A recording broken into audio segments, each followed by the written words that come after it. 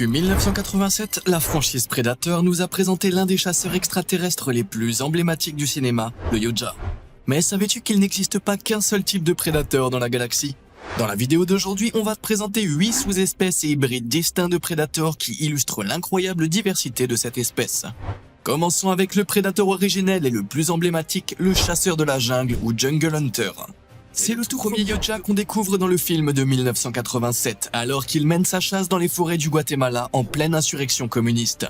Mesurant environ 2,30 m, le chasseur de la jungle se distingue par son biocasque, avec ses excroissances ressemblant à des mandibules. Ce prédateur possédait tout l'équipement de chasse essentiel qu'on associe à l'espèce. Camouflage actif, vision thermique, canon plasma et les célèbres lames du poignet. Ce qui rendait ce chasseur vraiment marquant, c'est que même s'il prenait plaisir à jouer avec ses proies, il suivait scrupuleusement le code d'honneur de son espèce.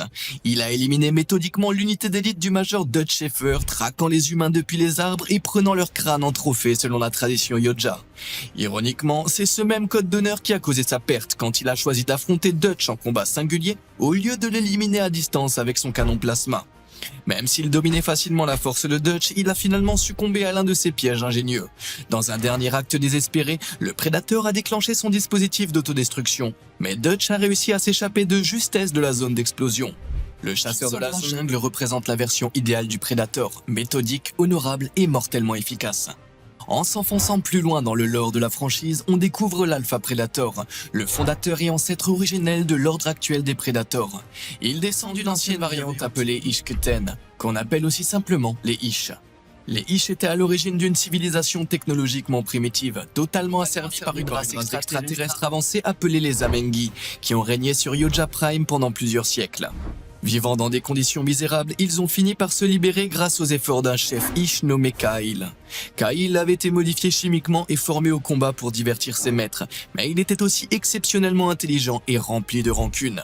À l'âge adulte, il est devenu l'un des plus grands et féroces des Ish, et il s'est allié à d'autres esclaves puissants dans des territoires occupés voisins pour organiser une révolution à grande échelle.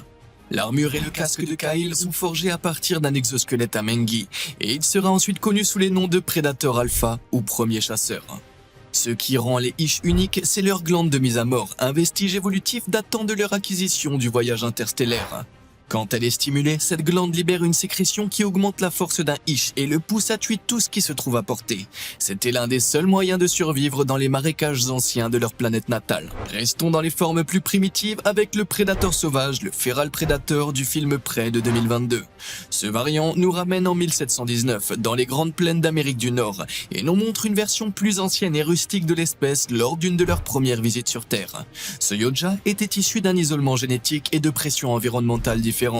Adapté à un climat plus sec, il avait une peau plus écailleuse pour retenir l'humidité, des tissus buccaux plus épais, une mâchoire plus puissante et un régime alimentaire différent, et des dreadlocks plus fines et cireuses. Le prédateur sauvage utilisait un équipement moins avancé que celui des prédateurs modernes, et comme son nom l'indique, adoptait un style de combat plus brutal et instinctif. Ce chasseur a gravi les échelons de la chaîne alimentaire, affrontant à main nue des serpents, des loups et un ours avant de s'en prendre aux humains. Ce qui est remarquable, c'est que malgré sa nature primitive, il respectait encore le code d'honneur Yoja, évitant d'utiliser ses armes les plus puissantes contre des adversaires plus faibles. Mais il restait tactique, il utilisait son camouflage pour se cacher face à un loup, à l'ours grizzly et même contre Taabe, le frère de Naru. Son respect du code d'honneur l'a finalement perdu dans son affrontement avec Naru, qu'il avait sous-estimé. Quand il a enfin dégainé son fusil à fléchette, il était déjà piégé et condamné. Le film Predator de 2010 nous a présenté une sous-espèce totalement différente, les Super Predators. Ces Yoja ont une taille comparable aux Predators classiques mais sont bien plus musclés et portent une armure plus légère faite visiblement de cuir au lieu de métal. Les Super Predators incarnent une évolution plus brutale de l'espèce. Ils ont abandonné de nombreux codes d'honneur, préférant se concentrer sur le plaisir pur de la chasse. Ils chassent depuis une planète réserve où ils amènent les proies les plus dangereuses de toute la galaxie pour les traquer au loisir. Le plus célèbre d'entre eux est le Berserker, leur chef, autrefois considéré comme un prodige parmi les Yoja classiques. Mais il a renié les principes de son ancien clan et a fondé sa propre colonie. Berserker se distingue par son masque noir intégral et son style de combat ultra sauvage, sans aucun respect pour l'honneur traditionnel des Predators.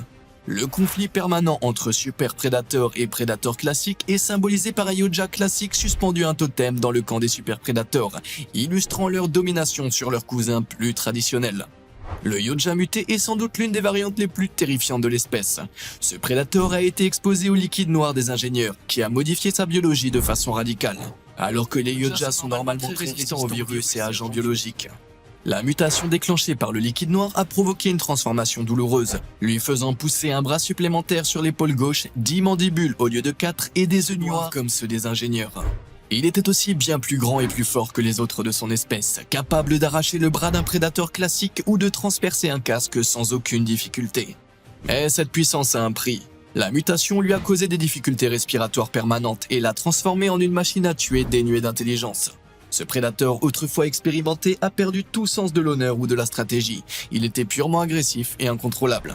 Il est même allé jusqu'à massacrer un membre de sa propre escouade avant de dévorer le cadavre avant qu'on ne l'arrête. Le film Predator de 2018 nous a introduit au prédateur amélioré, aussi appelé prédateur suprême. Ce colosse de plus de 3 mètres de haut représente le sommet de l'ingénierie génétique Yoja, créé en combinant l'ADN de plusieurs espèces de la galaxie. Ce prédateur a été envoyé sur Terre dans une mission précise, récupérer le Predator Killer, une armure conçue pour donner aux humains la puissance nécessaire pour affronter les Yoja à armes égales. Ce qui rend le prédateur suprême redoutable, c'est sa taille, sa force et son intégration technologique avancée. C'est un prédateur version 2.0 amélioré à tous les niveaux grâce à la manipulation génétique. Son exosquelette est si résistant qu'il peut faire rebondir les balles et même casser les armes de poignée des autres Yoja. Mais cette amélioration a un coût. Le prédateur suprême n'incarne plus la tradition du chasseur, mais plutôt celle d'une arme vivante. C'est une direction controversée pour l'espèce. Un groupe de Yoja prêts à abandonner leur culture pour empêcher les humains d'avoir cette technologie. À l'opposé du prédateur suprême, on trouve le prédateur fugitif, un hybride Yoja humain qui représente quelque chose d'inédit dans le lore, un prédateur venu aider l'humanité. Ce prédateur a rompu avec les traditions de son espèce et est venu sur Terre pour livrer la technologie du Predator Killer aux humains, convaincus qu'ils allaient devoir s'en servir contre ses semblables. Ce Yoja était unique en son genre, il montrait une réelle préoccupation pour les humains et s'est sacrifié pour que la technologie tombe entre de bonnes mains. Le prédateur fugitif montre que tous les Yoja ne considèrent pas les humains comme de simples proies et que les frontières entre espèces ne sont pas aussi rigides qu'on le croyait. Enfin, voici le Prédalien, peut-être l'hybride le plus célèbre de toute la franchise. Cette créature est née lorsqu'un facehugger xénomorphe a implanté un embryon dans Scar, un jeune Predator. Résultat, une fusion des aspects des plus mortels des deux espèces. Ce variant possède plusieurs traits Yoja, mandibules, dreadlocks, une peau jaunâtre, une queue et une lame multiple, bien plus massive et épaisse qu'un xénomorphe classique. Sa tête est recouverte d'un dôme plus translucide que celui des autres, laissant apparaître des cavités oculaires vides. Son sang semble légèrement plus vert que celui des xénomorphes classiques, héritant probablement de l'hémoglobine lumineuse des prédateurs. Le Prédalien est bien plus fort physiquement que les xénomorphes issus d'autres humains, et sa puissance est comparable à celle des gardiens prétoriens qui protègent l'arène alien. Mais ce qui le rend vraiment dangereux, c'est qu'il peut infecter directement d'autres hôtes via un contact buccal, propageant l'infection encore plus efficacement que les facehuggers traditionnels. Les Prédaliens sont considérés comme une menace majeure pour les Yoja et deviennent les cibles prioritaires pour leurs expéditions de chasse.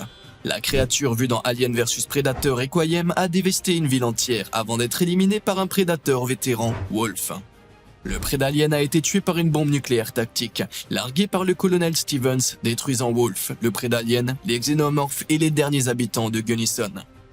Du chasseur de la jungle honorable au Prédalien cauchemardesque, quel variant de prédateur t'a le plus impressionné? Dis-nous tout en commentaire et n'oublie pas de t'abonner pour te plonger dans l'univers d'Alien vs Predator.